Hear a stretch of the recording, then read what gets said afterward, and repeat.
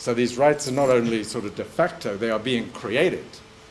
And they are being created quite arbitrarily by picking numbers out of a hat and creating the Kyoto Protocol. Does it cut the mustard? No, of course it does. It's going completely the wrong direction. Funny money galore. Polluters are being handed emissions permits vastly in excess of what they need so that they can not control their pollution. They can go and flog these damn pollution permits on the market and get even richer. I mean, any fool can see not only that's not exactly moral, it's not solving the problem.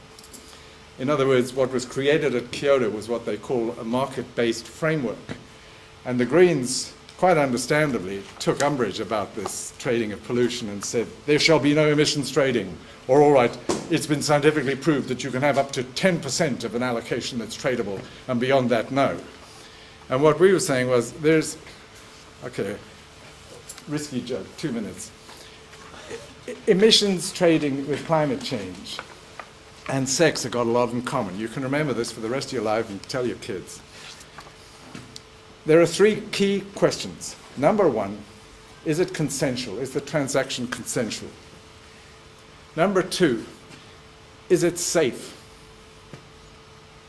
It's a real issue now. And number 3, is it fair to third parties?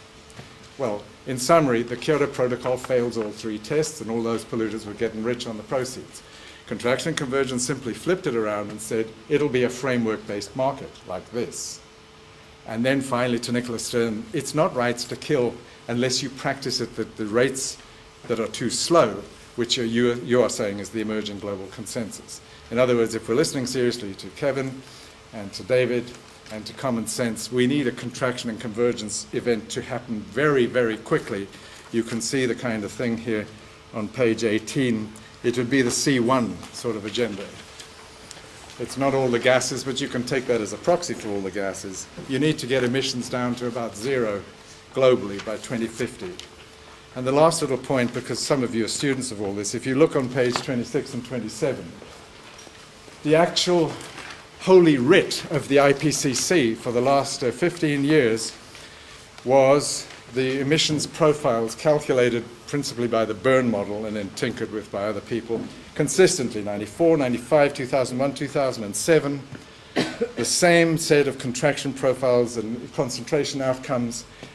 I can understand why idiots like Nicholas Stern would take the position that he did if he was served up information like that, only to be confronted with what you see on page 27 is what Kevin started to talk about this morning.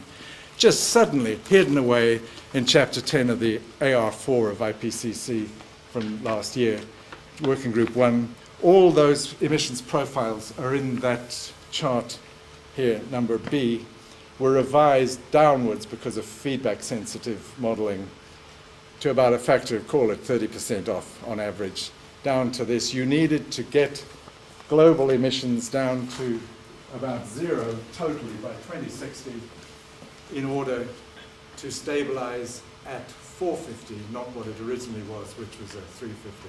And this, you can just see this on screens very quickly, the jump between that holy writ of 15 years, suddenly out of sight in that tangle of information that nobody could understand, being reduced to all of that. The important part, of course, is just the Hadley model. The coupled bit was the shaded area there. It's jumping around a bit.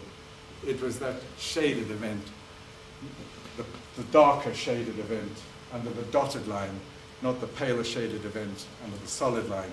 Just on those few feedbacks that they tried to model in, that was the extent to which the contraction event that would give you 450 ppmv had to be revised. And that was all emissions, fossil fuel, oil, coal and gas, and land use, forests, and all the rest of it as well. I won't go into the rest of the animation. It shows you how it can be done just with the math. But at this point, nobody bloody pays me. I haven't got a job. I'm lucky I've got a room. But the one thing that goes with this is complete freedom. If somebody's talking complete tripe, I can say so.